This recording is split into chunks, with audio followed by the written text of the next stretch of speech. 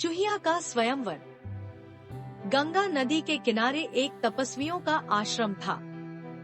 वहाँ याज्ञवल्क्य नाम के मुनि रहते थे। मुनिवर एक नदी के किनारे जल लेकर आचमन कर रहे थे कि पानी से भरी हथेली में ऊपर से एक चूहिया गिर गई।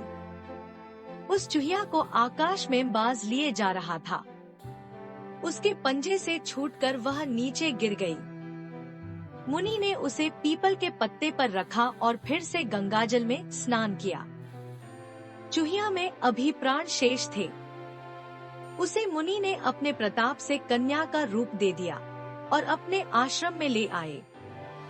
मुनि पत्नी को कन्या अर्पित करते हुए मुनि ने कहा कि इसे अपनी ही लड़की की तरह पालना। उनके अपनी कोई संतान नहीं थी, इसलिए मुनि पत्नी ने उसका लालन पालन बड़े प्रेम से किया। 12 वर्ष तक वह उनके आश्रम में पलती रही।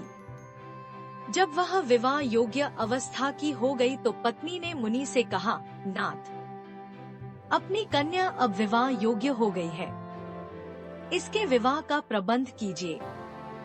मुनि ने कहा, मैं अभी आदित्य को बुलाकर इसे उसके हाथ सौंप देता हूँ।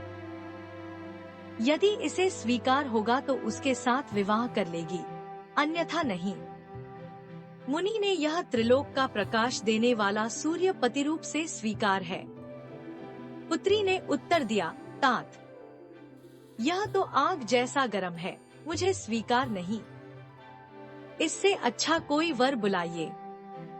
मुनि ने सूर्य से पूछा कि वह अपने से अच्छा कोई वर बतलाए। सूर्य ने कहा, मुझसे अच्छे मेघ हैं, जो मुझे ढककर छिपा लेते हैं। मुनि ने मेघ को बुलाकर पूछा, क्या यह तुझे स्वीकार है? कन्या ने कहा, यह तो बहुत काला है, इससे भी अच्छे किसी वर को बुलाओ। मुनि ने मेघ से भी पूछा कि उससे अच्छा कौन है। मेघ ने कहा, हमसे अच्छी वायु है, जो हमें उड़ाकर दिशा दिशाओं में ले जाती है। मुनि ने वायु को बुलाया और कन्या से स्वीकृति पूछी। कन्या ने कहा, तात, यह तो बड़ी चंचल है, इससे भी किसी अच्छे वर को बुलाओ। मुनि ने वायु से भी पूछा कि उससे अच्छा कौन है। वायु ने कहा, मुझसे अच्छा पर्वत है, जो बड़ी से बड़ी आंधी में भी स्थिर रहता है।